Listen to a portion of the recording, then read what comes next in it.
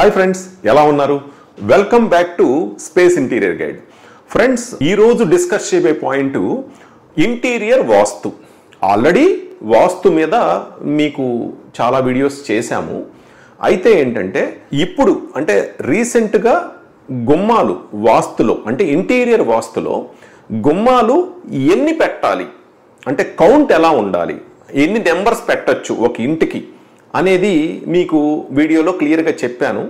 And ఈరోజు దానికి కంటిన్యూషన్గా ఆ గుమ్మాలు ఎన్నితో పాటు ఎక్కడెక్కడ పెట్టుకోవచ్చు, డైరెక్షన్ వైజ్గా కానీ అంటే దిక్కు వైజ్గా కానీ ప్లేస్మెంట్ వైజ్గా కానీ అంటే ఏ ప్లేస్లో పెట్టాలి అనే పాయింట్ కూడా ఈరోజు మనం ఈ వీడియోలో డిస్కషన్ చేద్దాం ఫ్రెండ్స్. ఇంకెందుకు ఆలస్యం, మరి డీప్గా వీడియోలోకి వెళ్ళిపోదామా? మరి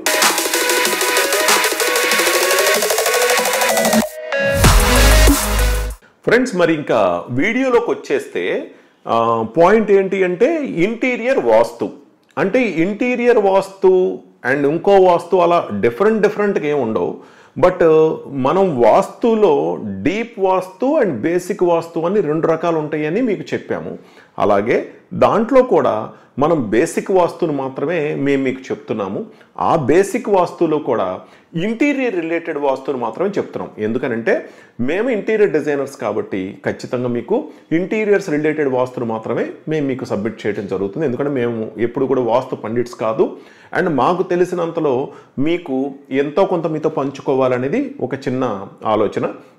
అయితే ఈ ఇంటీరియర్ వాస్తులో మీకు రీసెంట్గా చేసిన వీడియో గుమ్మాలు ఎన్ని పెట్టాలి అంటే ఆ నెంబర్స్, ఆ కౌంట్ ఎంత ఉండాలి అనేది మీతో వివరంగా మాట్లాడుకున్నాం. వీడియో చివరి వరకు చూస్తే దాంట్లో కింద గడప ఉండాలా, ఏ టైప్ పెట్టాలని కూడా మీకు వివరంగా చెప్పడం జరిగింది. అండ్ అలాగే సేమ్ ఇప్పుడు ఈ వీడియో ప్రాముఖ్యత ఏంటంటే గుమ్మాలు ఎన్ని ఉండాలితో పాటు ఎక్కడెక్కడ పెట్టుకోవాలి అంటే ఏ ప్లేస్మెంట్లో పెట్టాలి, ఏ ప్లేస్ మంచిది కాదు, ఏ ప్లేస్ మంచిది, ఏ దిక్కు మంచిది కాదు, ఏ దిక్కు మంచిది, ఇలాంటి వాటన్నిటి గురించి ఈ వీడియోలో డిస్కస్ చేసుకుందాం ఫ్రెండ్స్. అయితే సూటిగా సుత్తి లేకుండా డైరెక్ట్గా పాయింట్కి వచ్చేస్తాను ఫ్రెండ్స్.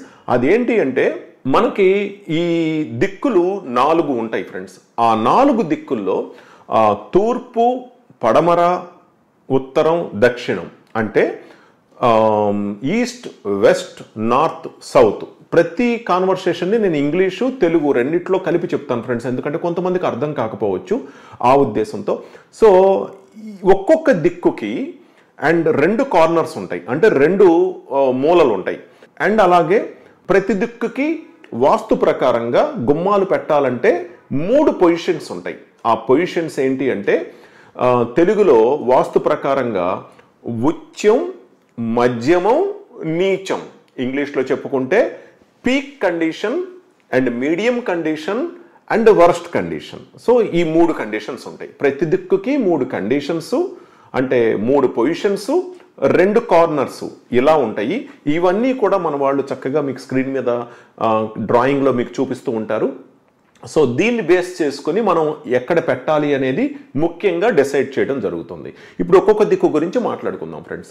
ఇప్పుడు తూర్పు దిక్కు అంటే ఈస్ట్ గురించి మాట్లాడుకుంటే ఈస్ట్కి 2 కార్నర్స్ ఉంటాయి. తూర్పు దిక్కుకి ఒకటి ఈశాన్యం, 2 ఆగ్నేయం. సో ఈ 2 కార్నర్స్ ఉంటాయి ఫ్రెండ్స్. అయితే గుమ్మం పెట్టుకునేటప్పుడు తూర్పు ఈశాన్యం చాలా మంచిది అంటే అది పీక్ కండిషన్ అనమాట. అండ్ తూర్పు ఆగ్నేయం ఏదైతే ఉందో అది వరస్ట్ కండిషన్ అంటే నీచం. సో ఇది ఉచ్చం. తూర్పు ఈశాన్యం ఉచ్చం, తూర్పు ఆగ్నేయం నీచం. సో తూర్పు ఈశాన్యంలో పెట్టుకుంటే మంచిది, తూర్పు ఆగ్నేయంలో పెట్టుకోకూడదు. అలాగే తూర్పుని సెంటర్ చేసి ఆ టోటల్ భాగాన్ని సెంటర్ చేసి సగం చేసి ఈశాన్యం మధ్యమానికి పెట్టుకోవచ్చు. సో తూర్పు ఈశాన్యం మధ్యమం కానీ తూర్పు ఈశాన్యం పీక్ కండిషన్లో కార్నర్ కానీ మీరు పెట్టుకోవచ్చు, ఆగ్నేయం పెట్టుకోకూడదు. అలాగే సేమ్ ఇప్పుడు పడమర అంటే వెస్ట్, పశ్చిమం అని కూడా అంటారు. సో ఈ వెస్ట్కి 2 కార్నర్స్ ఉంటాయి. ఒకటి వాయువ్యం కార్నరు, 2 నైరుతి కార్నరు.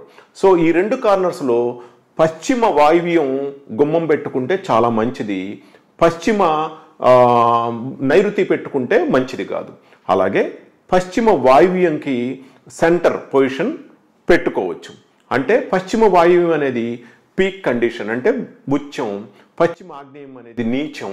సో వాయువ్యానికి దగ్గరగా ఉండేది మీడియం. సో పశ్చిమ వాయువ్యం పెట్టుకోవచ్చు, పశ్చిమ నైరుతి పెట్టుకోకూడదు, పశ్చిమ వాయువ్యంకి మధ్య భాగం మీరు పెట్టుకోవచ్చు. అండ్ అలాగే ఇప్పుడు ఉత్తరం అంటే నార్త్ కండిషన్. నార్త్లో 2 కార్నర్స్ ఉంటాయి ఫ్రెండ్స్. నార్త్ ఈశాన్యం, నార్త్ వాయువ్యం, ఈ 2 కార్నర్స్ ఉంటాయి. అయితే ఉత్తర ఈశాన్యం మీరు పెట్టుకోవచ్చు, అలాగే ఉత్తర వాయువ్యం పెట్టుకోకూడదు.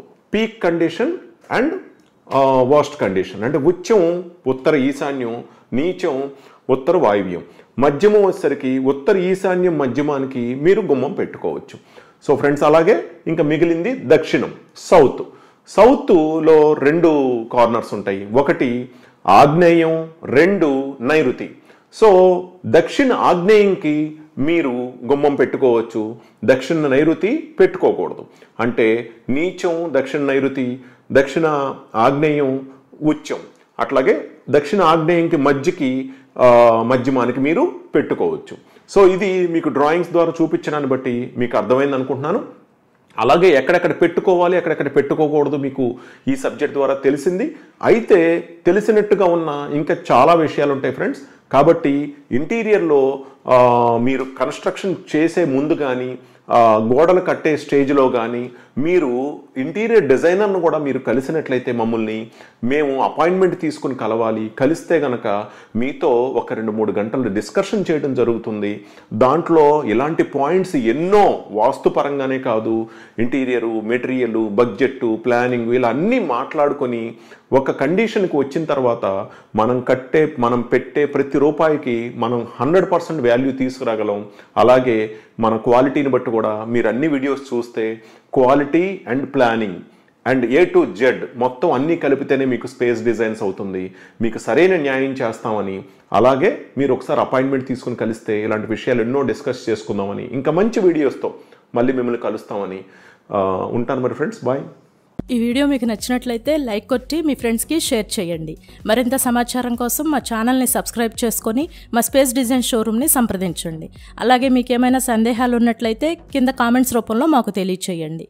Okay friends, bye.